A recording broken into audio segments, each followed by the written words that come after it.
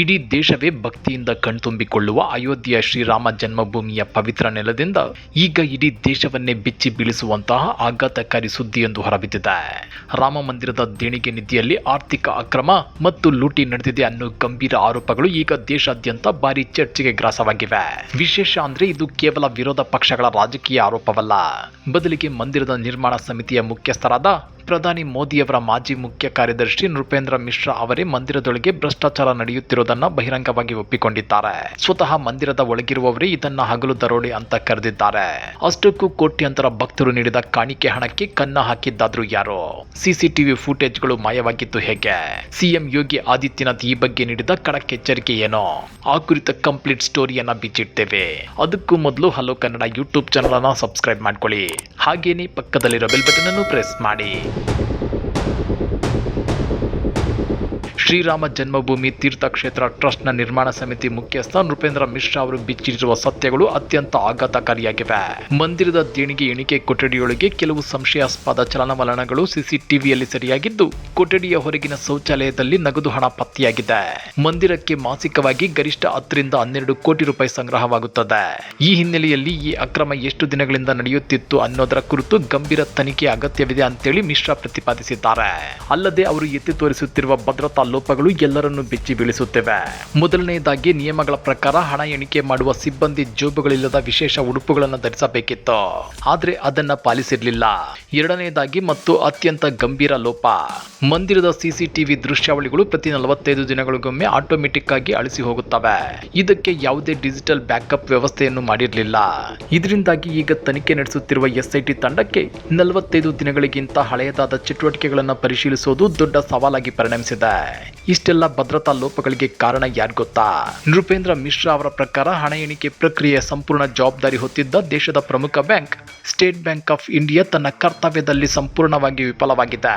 Bank ತನ್ನ ಕಾಯಂ ಉದ್ಯೋಗಿಗಳನ್ನ ನಿಗಾ ವ್ಯವಸ್ಥೆಗೆ ನಿಯೋಜಿಸಬೇಕಿತ್ತು, ಆದ್ರೆ ಕೇವಲ RSS ಸ್ವಯಂ ಸೇವಕರು ಅಥವಾ ಸಂಘಟನೆಯ ಸಂಪರ್ಕಗಳನ್ನು ಹೊಂದಿದ್ದಾರೆ ಎಂಬ ಏಕೈಕ ಕಾರಣಕ್ಕೆ ಯಾವುದೇ ಬ್ಯಾಕ್ಗ್ರೌಂಡ್ ವೆರಿಫಿಕೇಶನ್ ಇಲ್ಲದೆ ಸಿಬ್ಬಂದಿಯನ್ನ ನೇಮಕ ಮಾಡಿಕೊಳ್ಳುವ ಅನೌಪಚಾರಿಕ ವ್ಯವಸ್ಥೆಯನ್ನು ಅನುಸರಿಸಲಾಗಿತ್ತು. ಇದೇ ಇಷ್ಟೆಲ್ಲ ದುರಂತಗಳಿಗೆ ಕಾರಣವಾಗಿದೆ.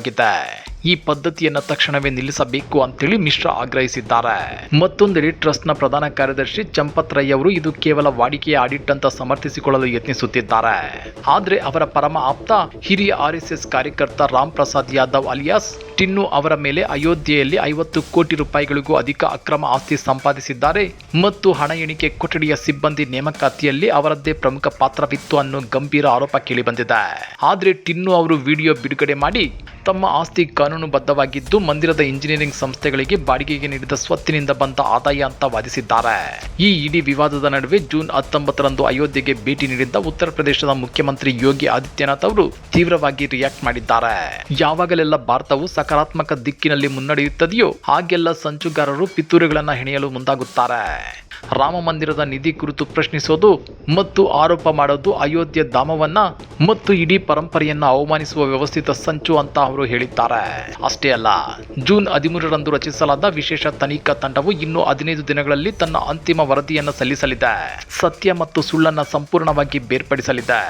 ನಾವು 500 ವರ್ಷಗಳ ಕಾಲ ತಾಳ್ಮೆಯಿಂದ ಕಾಯ್ದು ರಾಮ ಜನ್ಮ ಭೂಮಿಯನ್ನ ಮರಳಿ ಪಡೆದಿದ್ದೇವೆ.